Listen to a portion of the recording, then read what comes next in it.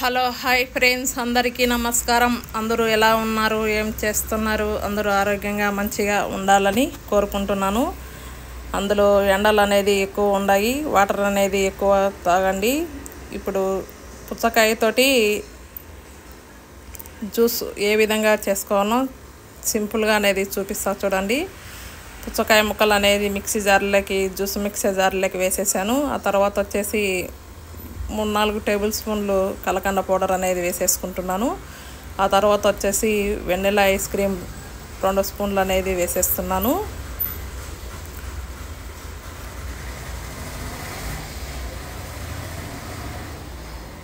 ఆ తర్వాత వచ్చేసి కూల్ వాటర్ అనేది 1 గ్లాసు వేసేసుకోండి. నేను కూల్ వాటర్ బాటిల్తోని ఆ విధంగా 1 గ్లాస్ అన్నీ వేసేసాను.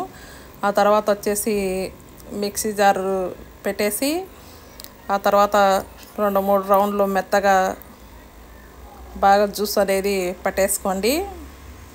ఈ విధంగా ఎండలు అనేది ఎక్కువ కాస్తున్నాయి, వాటర్ అనేది పండ్లు ఎక్కువ తీసుకోండి, అంబలి కూడా కాల్చుకొని తాగండి. మంచిగా ఎండాకాలం అనేది మనం మన ఆరోగ్యాన్ని అనేది కాపాడుకోవాలి.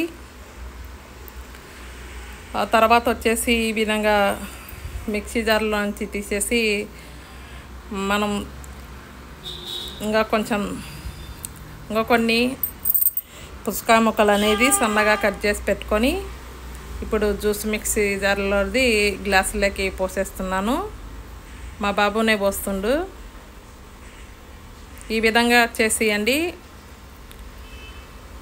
పుచ్చకాయ జ్యూస్ అనేది మన పిల్లల నుంచి పెద్దవాళ్ళ వరకు ఎంజాయ్ చేస్తూ తాగేస్తారు. అందులో పిల్లలు కూడా మన ఇంట్లోనే ఉంటారు కాబట్టి మంచిగా తాగేస్తారు ఈ విధంగా చేసిస్తే గన. ఆ తర్వాత వచ్చేసి మిక్సీ జార్లో దాన్ని బురుగు కూడా ఫ్లేవర్ కూడా కొంచెం వేసేసి మళ్ళీ వెనిలా ఐస్ క్రీమ్ కూడా కొంచెం వేసేస్తుండు. ఈ విధంగా వేసేసిన తర్వాత మనం కట్ చేసి పెట్టుకున్న పుచ్చకాయ ముక్కలు కూడా ఈ విధంగా వేసి ఇవ్వండి. మంచిగా టేస్ట్గా ఉంటుంది. ఇలాంటి మరొక మంచి వీడియోతో మేము ముందుకు వస్తూనే ఉంటాను. కొత్తగా చూసే వాళ్ళైతే కనుక నా వీడియోస్ను సబ్స్క్రైబ్ చేసుకొని బెల్ ఐకాన్ నొక్కితే కనుక నేను పెట్టిన వీడియోస్ అనేది కంటిన్యూగా వస్తూ ఉంటాయి.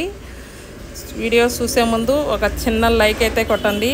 మీరు లైక్ కొట్టడం వల్ల నేను పెట్టిన వీడియోస్ అనేది మరికొందరికి వెళ్తాయి. మరొక మంచి వీడియోతో మేము ముందుకు వస్తాను. బాయ్ అండి.